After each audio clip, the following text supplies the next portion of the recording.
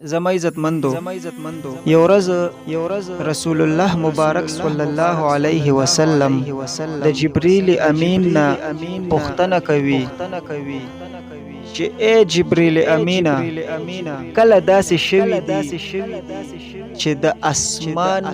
په مشکت سره او په جلدیوالي سره ته ځمکې ته راغلی. نو جبرئیل امین ورته جواب ورکوي چې اے د الله رسوله سلور موقع داسې دي چې زه په دې سلور موقعو باندې د اسمان نه په مشکت سره په جلدې سره ځمکې ته راغلی یم. نو رسول الله مبارک صلی الله علیه وسلم د پوښتنه کوي چې هغه سلور موقع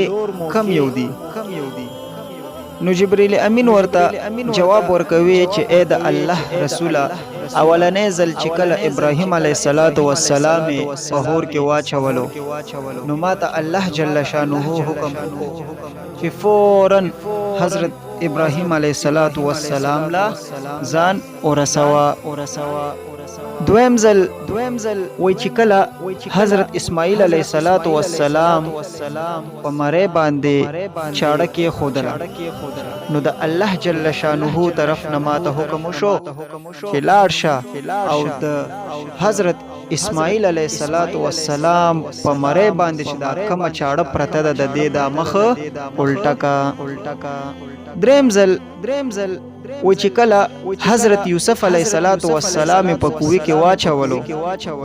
نو د الله جل شانه طرف نه ماته حکم وشو چې لاړ شه د دې کوی د ته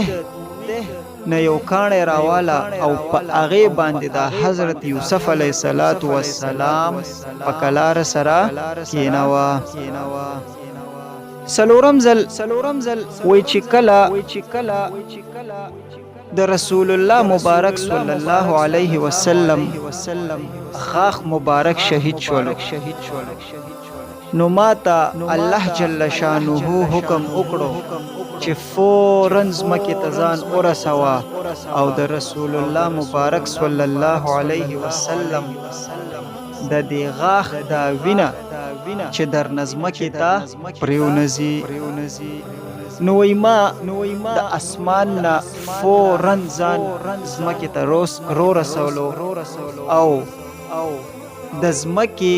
تلو نه پیله هغه وینه ما په خپل لاس کې واغستله. نو الله جل شانه ما ته او فرمایل چې اے جبرائیل که چرته دا وینه په ځمکه باندې لړه شوې نو د ځمکې په مخ به نه چرته کې شین بوټی راختو نه به چرته کې سبزیانې وغیره راختلې. نو په دې وجه باندې وای ما د اسمان نه فوراً ځان ځمکې ته رسولو او هغه وینه مبارکه ما په خپل لاس کې واغستله.